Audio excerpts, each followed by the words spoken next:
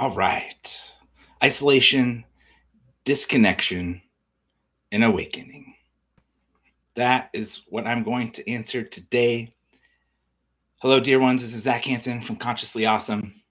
And I just wanted to share some things with you that's been on my mind, especially as we come together in this northern hemisphere around winter, the deep winter, and it's been very snowy here.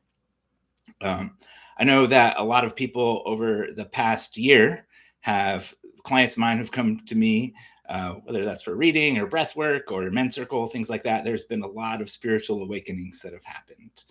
And part of that process of the spiritual awakening is somewhat feeling a little alone because you can wake up and you've changed and the people around you haven't, and they don't necessarily understand what's happened, or they don't see within you what has happened, and maybe the language changes and your understanding of life and how you put together this beautiful thing that you call the experience of you. And perhaps maybe you're just feeling a little isolated because we're in a deep time of isolation right now, collectively speaking.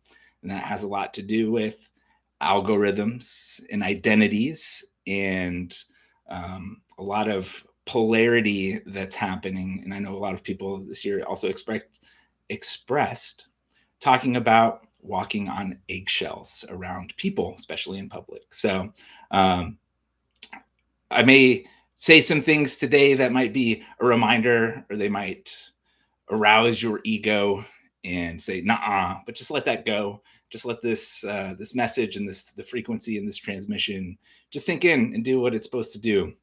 And perhaps you'll accept it and it'll make your life better, or perhaps not.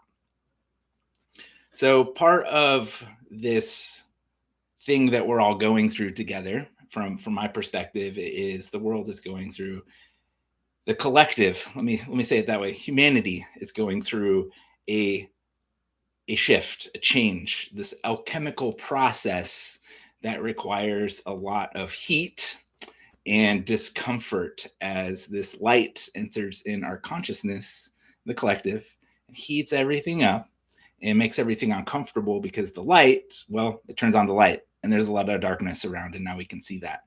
And with this comes the spiritual awakening. It comes the isolation and the disconnection and things like this. So there's so many just different layers and reasons why people might be feeling isolated today. And that's not even to mention society. Or this is, at least the society that I live in is one of it's very surface level. It's not, doesn't get very deep. It doesn't get into the humana, the essence of the human being very often, unless you're setting around some sacred time with people, or you have really good people around you. And that's not, everybody doesn't have that, especially if you're just coming out of an awakening. So one thing that I would like to talk about for myself, I know for so long in my lifetime, I felt that I didn't belong here. I have so many friends. I have so many friends. I have so many loved ones. I am very blessed with the people I have in my life and the influences that I have in my life when it comes to people.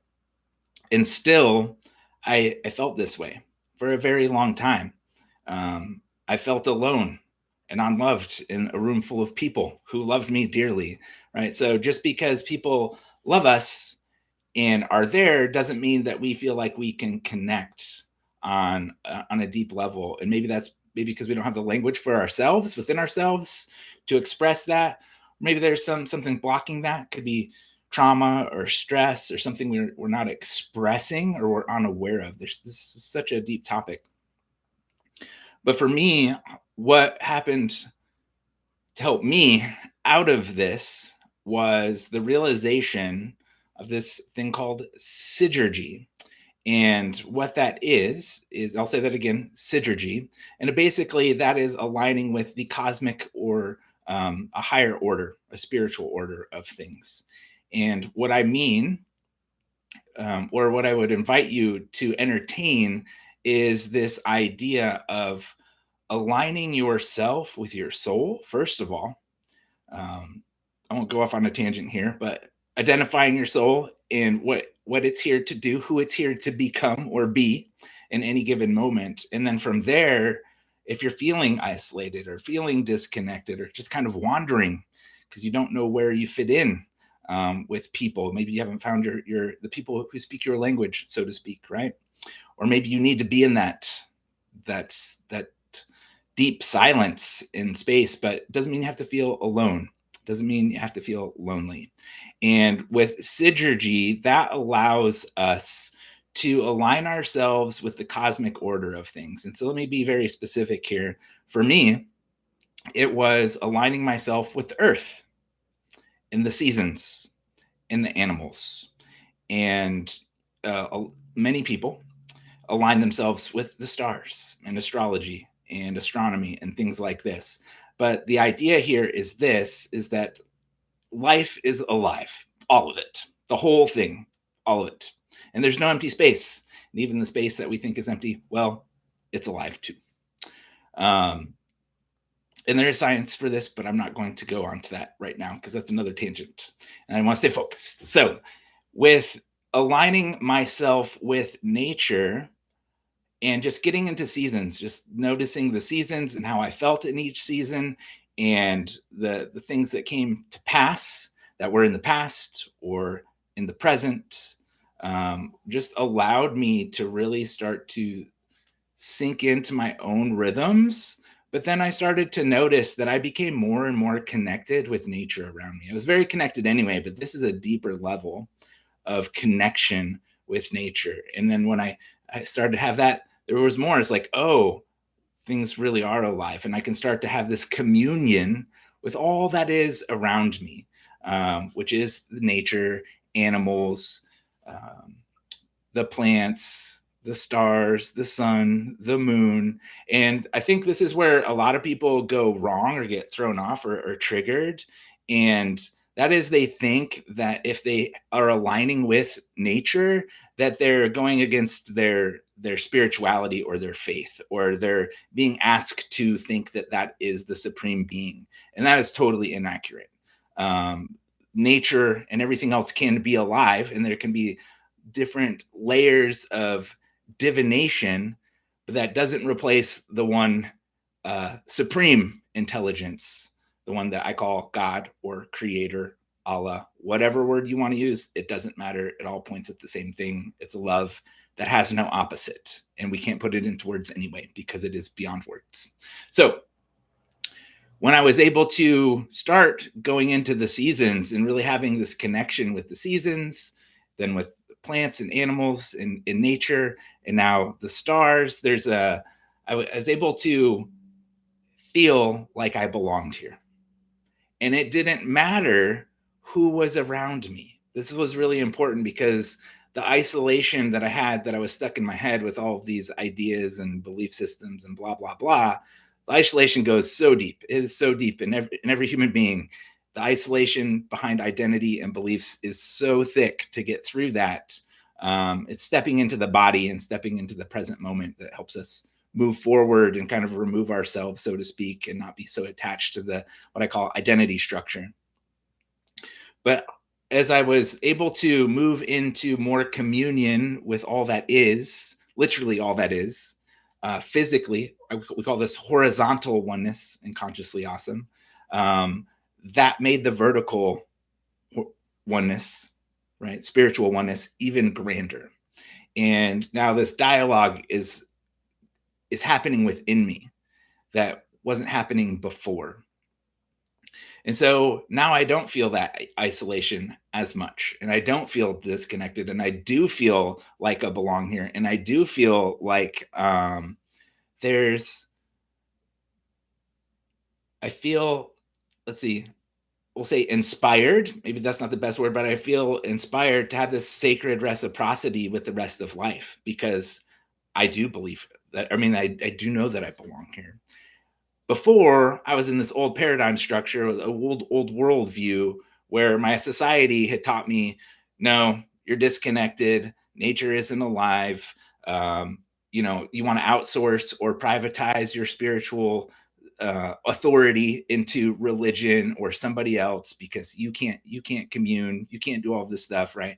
is just these layers of disconnection. And it's like, oh, well, you can't be an authority in your own life, so you got to be a worker. So there's just so many just different layers of isolation, where the outside world, the cultural world that I live in, wants to keep everybody away from that essence, because it doesn't understand it. It doesn't feel connected to this world in the proper way, and it doesn't have empathy. And I mean, I'm speaking of the culture itself as an entity, right? Not an individual. The individuals express that culture through them, but the culture or the mindset that is shifting is this one, and that's the one of isolation and domination and supremacy and blah blah blah. Because you're here, right? So that's my invitation to you, is if you're feeling that isolation and disconnection, really start to tap into the seasons and what that means to you, and what the seasons are bringing to you and through you, and your own inner voice, in your own knowing. And this will help connect. It's going to start to rebuild the inside world, this psychological, spiritual construct, like these frames, if you will, or the building blocks of your personality and your persona, this invisible space that we can only talk about but we can't name. It'll start to inform those, and those will change, and the perception will change, and the connection will change. And so that way, my hope here for you is the more you are interconnected with nature, the more you're interconnected with your own imagination and your own spiritual well-being and welfare. And we're moving from a paradigm. Part of the shift is we're moving from a paradigm that is going from attachment to connection, right? So we're going from this attachment to having to look a certain way or be with a certain family or friends or folks or whatever. There's an attachment system here, and it's now transitioning into connection. So we're going to have the ability to quickly and deeply connect with other human souls who are on this path without that need for attachment. And we can still step into brotherhood and sisterhood and have some really amazing moments, and still know that when we're apart, however long that may be, we're still part of a whole, even though we're not in that intimate relationship, which I know that I love with people. I'm not, if you know me, you know, I don't like surface. So it's not where I spend most of my mental energy. So with that,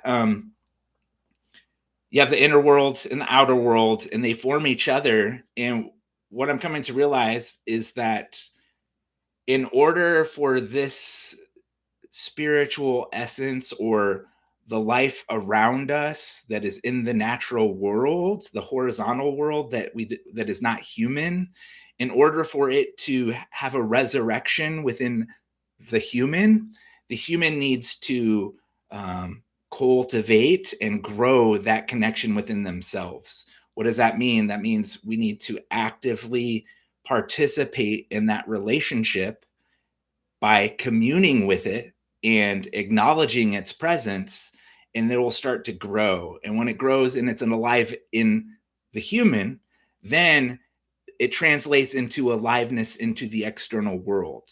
And that's the complete opposite of what most people are taught today about, science and religion, whatever. Like I feel personally that there's a lot of people that have gone off the rails, and it's not healthy.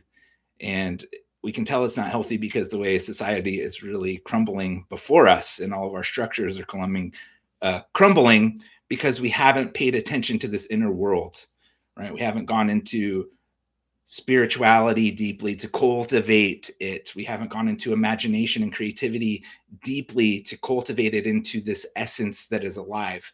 And I'll tell you, the deepest secret about this is, yes, that essence is alive and it's there, but it needs the human consciousness for it to take form. Because human consciousness is such a powerful thing, because human consciousness is only part of the one consciousness, and that one consciousness is all there is. But it is the thing that imbues or blesses stuff to come alive, so to speak, when we talk about the internal unseen space. It needs our attention, otherwise it won't grow, right? And we all know wherever the energy goes, or wherever the focus goes, the energy goes, right? So wherever you put your attention, you grow stuff.